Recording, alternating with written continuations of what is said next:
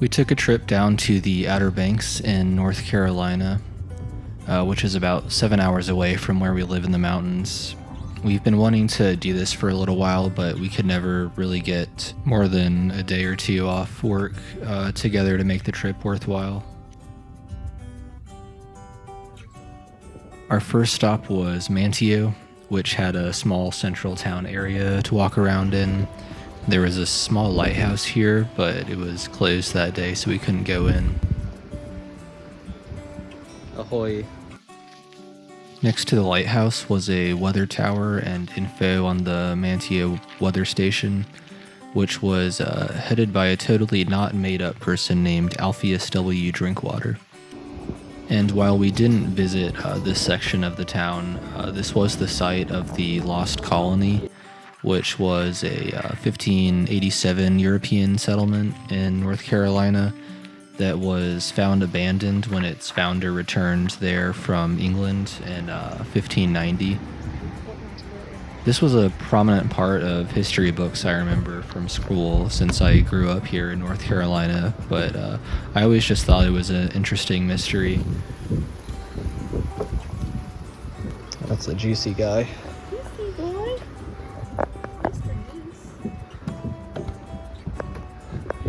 Next we headed to our weird little hotel in Nag's Head. It was relatively cheap and right on the beach, but as could be expected, a little bit janky. The part that bothered me was that I paid extra for an oceanfront room, but it was built into a hill, so our window was just halfway buried underground, and sand just spilled into the room when we opened it. Call this oceanfront. I mean, it technically is, but we're kind of like underground.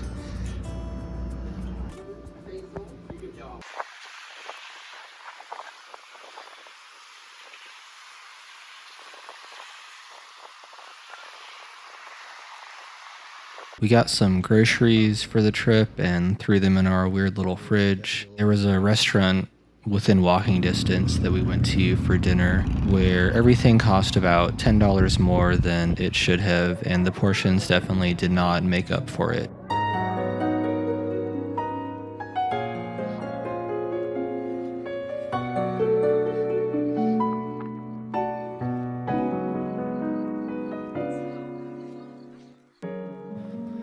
Next we went up to Jockey's Ridge, which is a park that has the tallest sand dunes on the east coast here.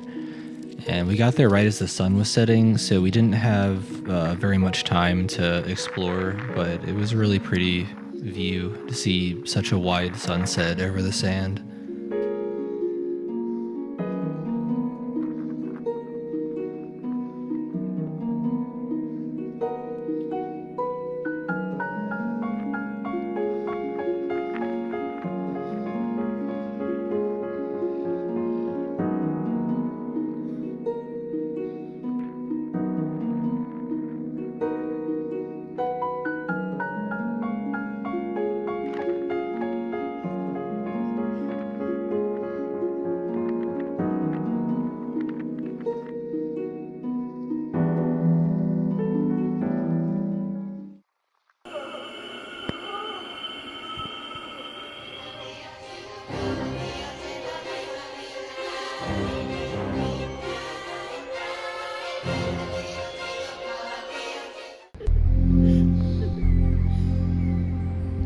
Went back to the hotel afterwards and took a quick night walk on the beach.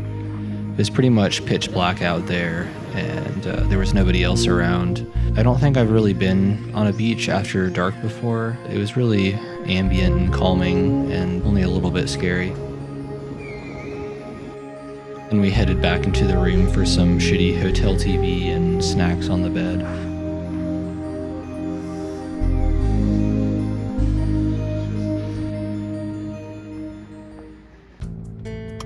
The second day of the trip, we got a big-ass cold brew. Miranda picked up some passport stamps, and then we headed south to Bodie Island Lighthouse.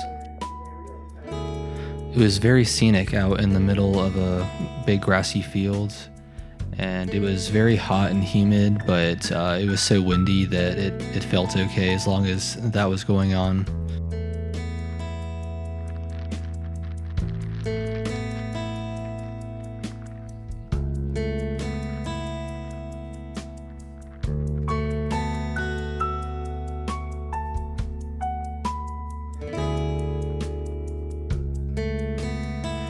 We took a lot of pictures here and then walked out onto this boardwalk which went out into the water behind the lighthouse.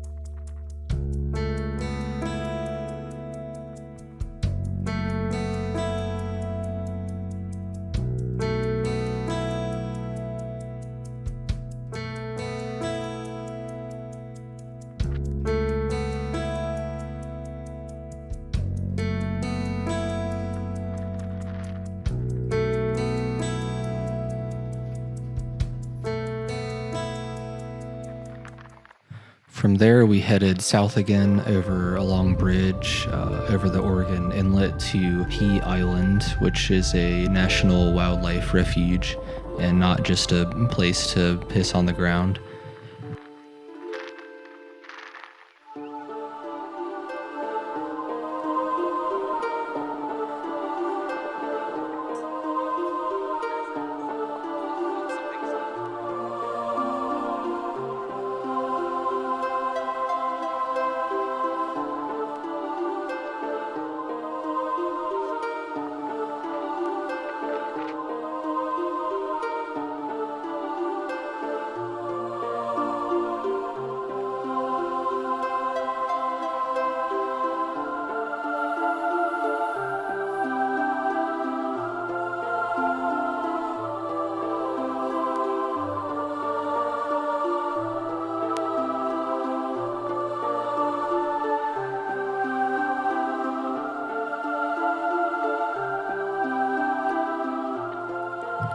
After doing a silly walk, I headed out onto this long fishing pier between the bridge and the beach area.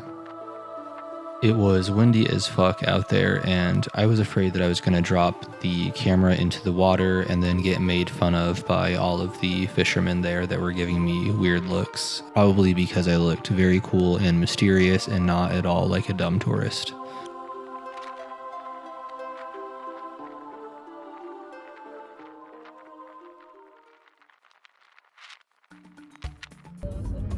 We then went further south, where it started to look like we were at the end of the world with the sand spilling out onto the road.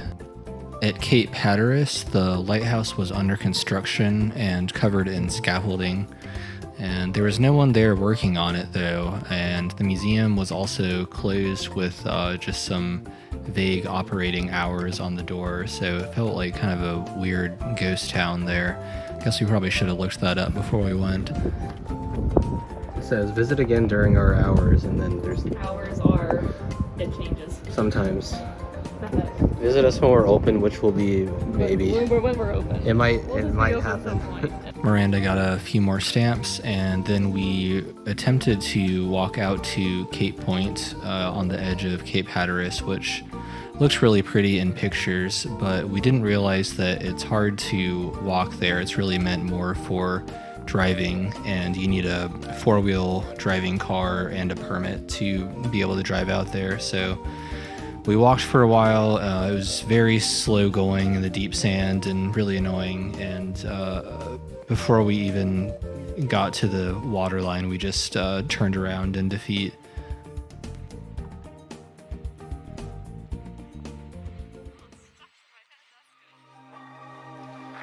A storm started rolling in on our way back, which looked really cool, just being able to see such a wide open sky and driving into that on the way back. And it also cooled off a lot, which was really nice on such a muggy day, but it cut short our night plans because it was just going to be raining for the rest of the night.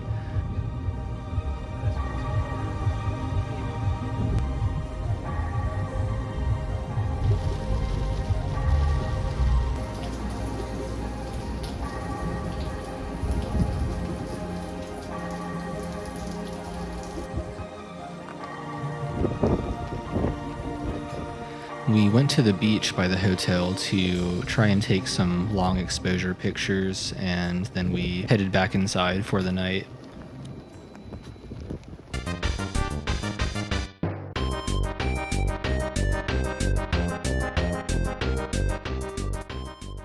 The next morning we had to check out, so we packed it all up, picked up some questionable biscuits inside this weird gas station, and then went back out to Jockey's Ridge.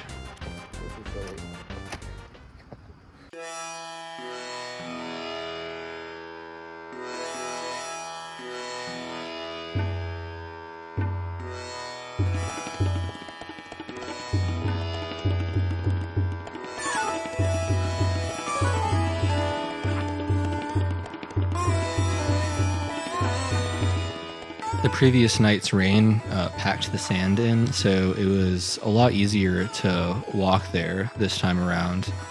We took a bunch of pictures in the daylight, experimenting with some different cameras and film.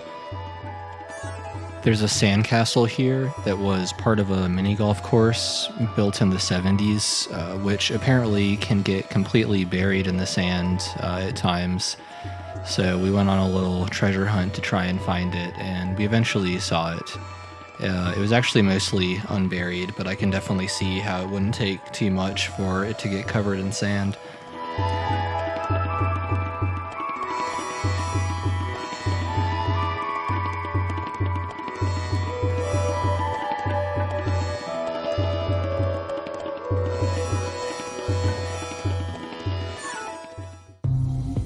Our last stop was further north in Currituck.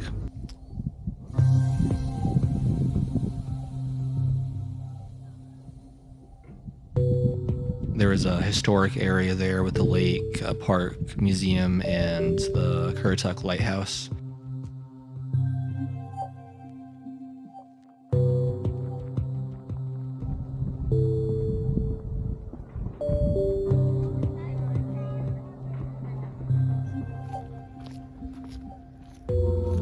This was the only lighthouse we saw that was currently open inside, and it didn't really seem all that tall from the bottom, but I did get pretty tired climbing up so many steep stairs just straight to the top.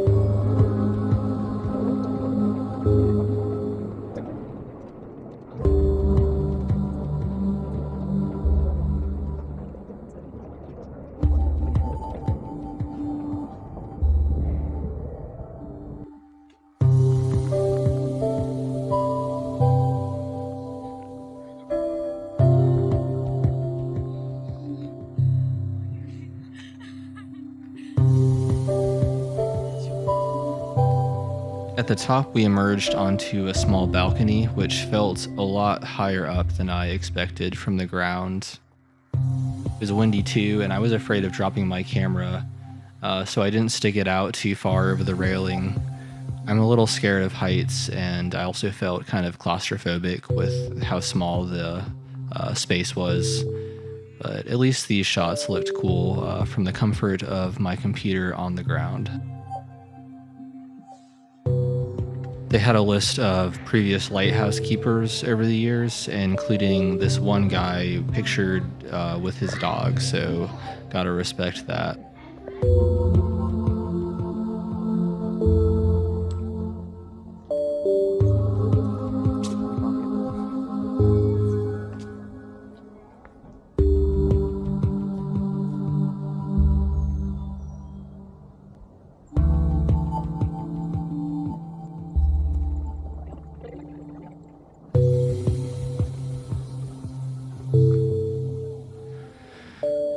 From the Outer Banks to our next stop in Wilmington, it was about a 4.5-hour drive.